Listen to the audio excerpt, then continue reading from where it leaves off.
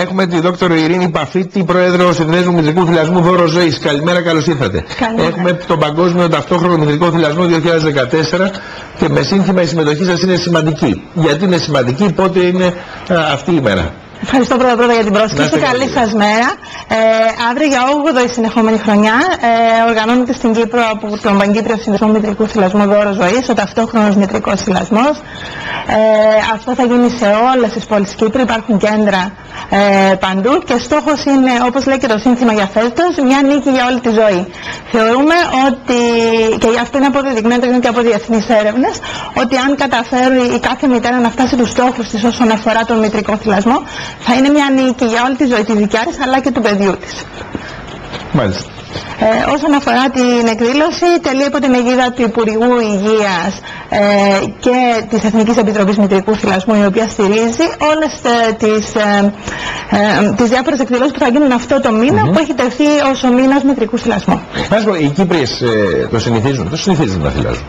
Πολλές Κύπριες θέλουν να θυλάσουν, πολλές ξεκινούν να θυλάσουν. Υπάρχουν διάφορα εμπόδια, είτε όσον αφορά την βοήθεια που δεν υπάρχει πάντα όσον αφορά το μητρικό θυλασμό, όσον αφορά το ότι πάνε γρήγορα πίσω στις δουλειές τους και δεν μπορούν να συντηρήσουν το μητρικό θυλασμό, κάποια ταμπού, κάποια θέματα με παραπληροφόρηση ή άγνοια όσον αφορά το μητρικό θυλασμό.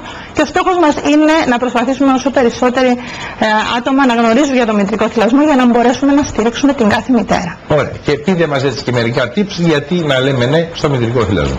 Αν όλα τα παιδάκια στον κόσμο θύλαζαν, λέει ο Παγκόσμιος Οργανισμός Υγείας, θα είχαμε 1,3 εκατομμύρια λιγότερους βρεφικούς θανάτους τον χρόνο, ανά το παγκόσμιο. Συγκλονιστικό. Είναι συγκλονιστικοί αριθμοί, δεν τις έχουμε βγάλει εμείς, το έχει βγάλει ο Παγκόσμιος Οργανισμός Υγείας, και αυτό αφορά το ότι το μητρικό γάλα δεν είναι μόνο τροφή, αλλά βοηθά το κάθε παιδί να φτάσει στο βέλτιστο όσον αφορά την υγεία του, το ανοσοποιητικό του σύστημα, την ψυχοκοινωνική του εξέλιξη και πολλά άλλα.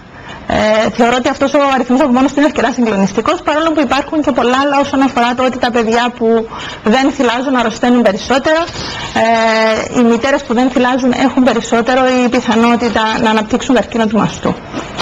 Και να ανανεώσουμε, να πείτε το ραντεβού σας για σας μητέρες για τον Παγκόσμιο Ταυτόχρονο Θυλασμό, να θυμίσουμε ημερομηνίες. Προσκαλούμε όλες τις μαμάδες λοιπόν, αύριο στις 10 η ώρα το πρωί. Υπάρχουν κέντρα σε όλες τις πόλεις, να μου επιτρέψετε να το πω.